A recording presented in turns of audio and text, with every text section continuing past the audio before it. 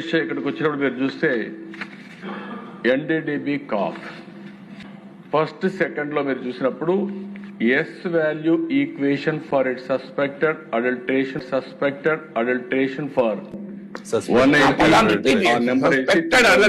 చూడండి ఇందులో క్లియర్ గా దశ ఎనిమల్ ఫ్యాట్ ఉంది అనే విధంగా వాళ్ళు ఇచ్చిన రిపోర్ట్ నేను చెప్పాను తప్ప నేను సొంతంగా చెప్పిన విషయం కాదు. సస్పెక్టెడ్ అంటూ ఉన్నారు. ఎన్డీడీబీ రిపోర్ట్ లోనే చదివి సస్పెక్టెడ్ అడల్టరేషన్ అన్నాడు, మళ్ళీ క్లియర్ గా ఎనిమల్ ఫ్యాట్ ఉంది అంటున్నాడు. క్లియర్ గా ఇంత క్లియర్ అయిన పదం వాడుతున్నాడు చూడండి. ఇందులో క్లియర్ గా దశ ఎనిమల్ ఫ్యాట్ ఉంది. దిస్ ఇస్ అబ్సల్యూట్లీ అసెంబ్లీని పక్కదారి పట్టించడం కాదా?